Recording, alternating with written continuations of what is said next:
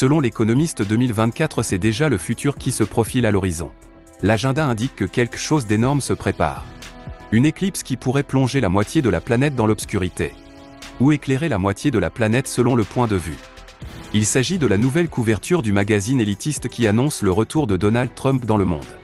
Dans une précédente vidéo, on a examiné une couverture de fin d'année du magazine qui parlait des 10 points les plus importants qui se présenteront en 2024. Si vous n'avez pas encore vu cette vidéo, je vous laisse le lien dans le premier commentaire. Selon eux, tout était centré sur le vote puisque l'urne était au centre du dessin. Je n'ai pas voulu rendre la vidéo plus compliquée pour vous, car ce dessin contient énormément de choses. L'emplacement de chaque dessin, la numérologie, etc. Mais j'ai oublié de vous dire l'importance de ce point d'interrogation et du sablier dans le dessin. À vrai dire, ce dessin m'a tout de suite fait penser à une conférence de Pierre Yard datant d'il y a quelques années, dans laquelle il explique le fait que les États-Unis devront sacrifier l'Europe pour que leur hégémonie puisse se maintenir provisoirement, etc. En fait, ça a à voir avec l'eschatologie. Ça parle sur le fait que l'élite des marchands du temple est divisée en 2 clans ou tribus ou pôles pour mieux s'expliquer. Le clan oriental qui domine à l'est et déplace des pantins tels que Poutine, etc. Et le clan occidental qui constitue l'État profond en Amérique et ses lobbies ainsi que ses finances, etc.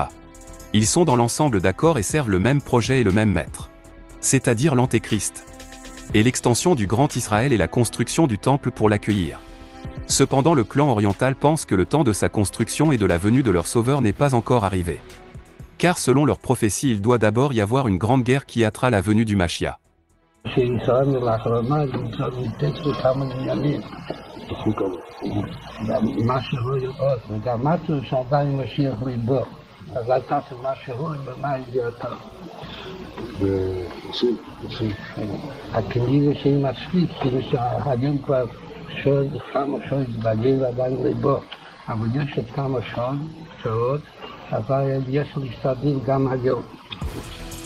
Et c'est pour cela que l'on retrouve ce sablier dans ce dessin.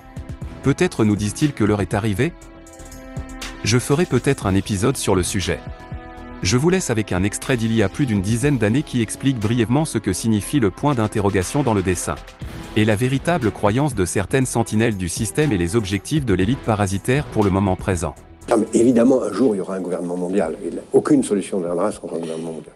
Donc je pense qu'il faut viser le gouvernement mondial comme une stratégie. Et d'ailleurs, quand les gouvernements parlent du G20, c'est une illusion, une sorte de retard avant le gouvernement mondial. On va vers ça. Est-ce qu'on ira à la place de la guerre ou après la guerre? Je ne sais pas. Mais c'est ça qu'il faut viser. D'accord. Vous avez entendu ce qu'il vient de dire. Oui. Est-ce qu'on ira avec ça? Comment vous avez Avant la guerre ou à la place de la guerre? Avant ou à la place de la guerre? Ou à la place de la guerre? Avant la guerre ou... Non. Ou à la place de la guerre? Non, vous avez dit après la guerre. Après la guerre. Oui. Après la guerre ou à la place de la guerre, bien sûr. Est-ce qu'on fait une guerre?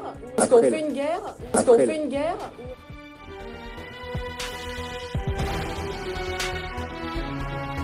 Dans ce nouveau rapport, l'économiste nous surprend avec une nouvelle couverture beaucoup plus simple. Une couverture qui pourrait donner plusieurs indices.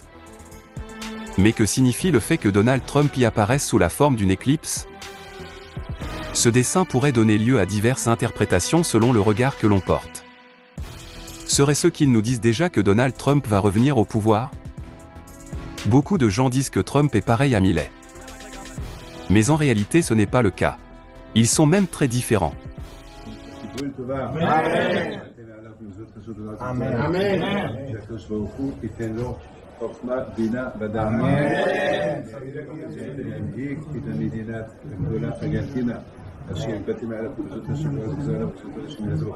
עד יבוא כמות שמו בחרץ, עד כמעשה אדם. אמן.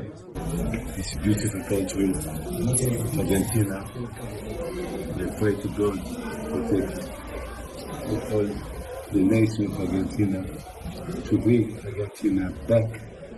Cuestión, no se dejen ustedes engañar pensando que Milei es un ultraderechista o que es compañero de viaje de Donald Trump o de Bolsonaro, etcétera. No tiene nada que ver. Donald Trump es un intervencionista tremendo. Es partidario de subir los aranceles. Es enemigo del comercio libre. Quiere proteger la industria norteamericana estableciendo muros a la libre importación de bienes y servicios. Es justo lo contrario de lo que defiende Milei, que no es un ultraderechista, es un ultraliberal. Él en el discurso no se atrevió a decir soy anarcocapitalista, dijo yo soy liberal libertario. Donald Trump quiere manipular el dinero, que se bajen los tipos de interés y que se haga inflación, cuando Milei quiere hacer justo lo contrario, volver a una moneda fuerte y acabar con el Banco Central. No tiene absolutamente nada que ver. Milei es un verdadero liberal, mientras que Donald Trump y los otros compañeros de viaje son populistas de derecha que defienden el socialismo de derecha, el intervencionismo del Estado en la economía, no la libertad. Milei est le nouveau président de l'Argentine que les Argentins appellent l'homme gris. Et il y a une prophétie du Nostradamus argentin appelé Benjamin Solari Paravicini, qui parle d'une caste jeune et inconnue dans l'environnement. Sa prophétie a fait exploser les réseaux sociaux après la victoire de Javier Milei au ballottage. Toute une histoire que je vous raconterai dans une autre vidéo.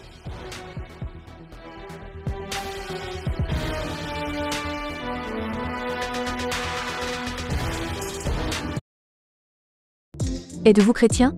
Si oui, ne manquez pas cette application. BitBible est une application qui vous permet de lire la Bible une par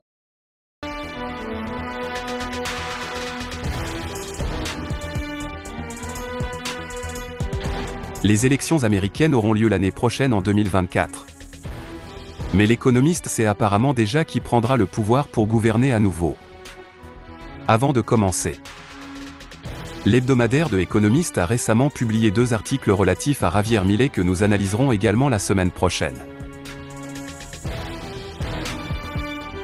He's famous for saying that he's going to take a chainsaw to the state, for having called the Pope a filthy leftist, and for boasting that he was once a tantric sex coach. Milei describes himself as a libertarian and subscribes to quite an obscure strand known as anarcho-capitalism. He really rose to fame after 2018, when he was invited to TV shows not just to talk about economics, but also increasingly to entertain audiences. Faites attention à ce dernier commentaire. He really rose to fame after 2018, when he was invited to TV shows, not just to talk about economics, but also increasingly to entertain audiences. Ils disent qu'il est devenu fameux grâce à des émissions de divertissement à la TV. C'est la norme selon laquelle on vit aujourd'hui. Et comment un clown comme celui-là ose parler de tous les sujets? De l'économie, etc.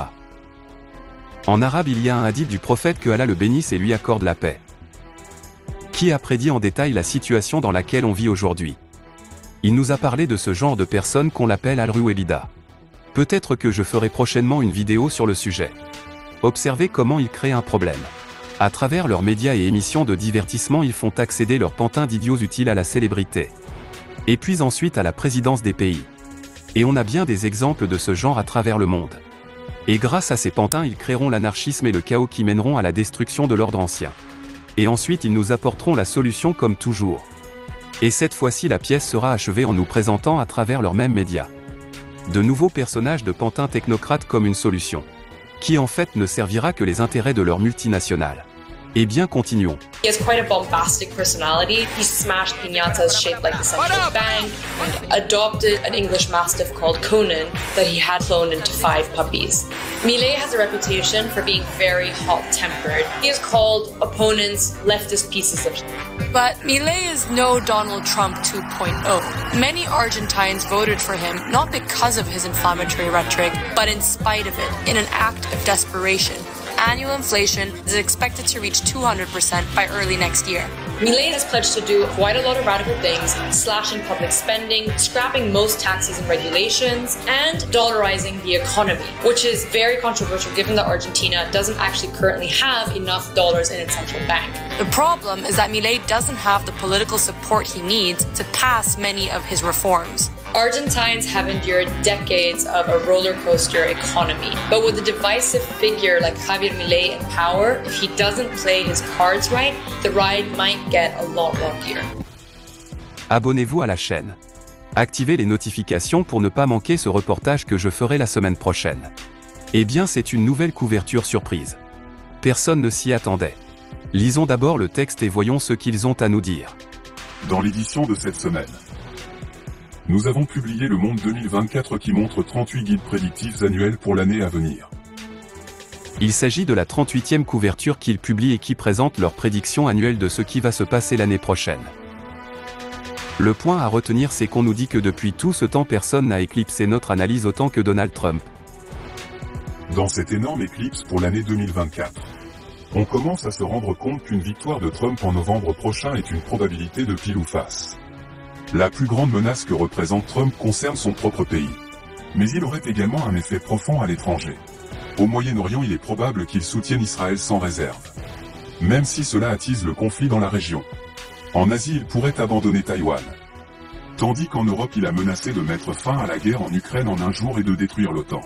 L'année prochaine, l'élection présidentielle aux États-Unis sera décidée par des dizaines de milliers d'électeurs dans une poignée d'États seulement.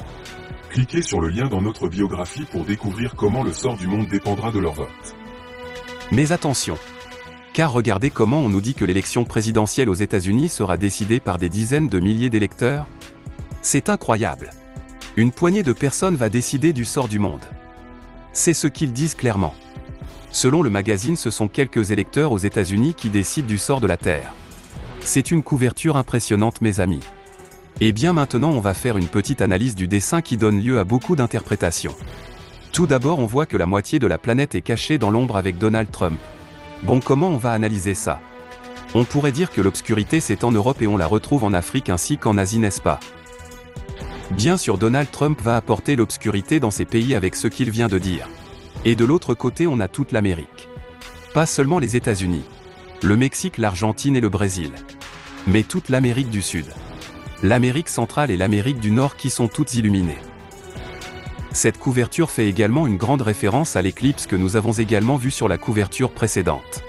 La couverture nous donne aussi l'idée que Donald Trump serait l'un des personnages les plus importants du monde. C'est-à-dire que qu'il soit élu ou pas, il changera le destin de l'humanité. Donc cette fois-ci, avec cette image, on pourrait comprendre que le prochain président des États-Unis sera vraiment Donald Trump. C'est un peu précipité de le dire, mais on va commencer à voir ces indices dans le magazine. Ce serait le retour au pouvoir de Donald Trump. Je sais que beaucoup de gens sont heureux avec ça. Car ils ont créé l'idée que Donald Trump se bat contre l'élite du pouvoir, n'est-ce pas? C'est comme s'il était le guerrier qui se bat contre le mal. Et je l'ai déjà dit plusieurs fois. Ce n'est pas le cas. Ça ne marche pas comme ça, les amis. Simplement, c'est une vidéo super courte, il n'y a pas grand-chose à analyser car c'est un simple dessin. C'est un dessin où se trouve la planète Terre et Donald Trump qui la commande. Donc chacun peut interpréter ce qu'il veut. Je vous ai apporté cette petite vidéo pour que vous puissiez voir que le magazine a déjà commencé à nous lancer des images qui vont nous montrer le futur en 2024 par rapport au vote. Par rapport au nouveau président qui arrive aux États-Unis. Il arrive sous la forme d'une éclipse. Il arrive au monde pour gouverner à nouveau, n'est-ce pas? Et regardez l'importance qu'il lui donne. Ils disent qu'un petit groupe de personnes aux États-Unis dans certains États sont ceux qui vont déterminer l'avenir de l'humanité. Cela me semble vraiment une chose très mensongère. Mais bon, on sait déjà comment tout cela fonctionne. Donc c'était une très courte vidéo. On va continuer à analyser la couverture. On va analyser ce que le magazine a dit concernant Javier Milei. On le fera la semaine prochaine. Abonnez-vous à la chaîne, activez les notifications et partagez les vidéos. Il est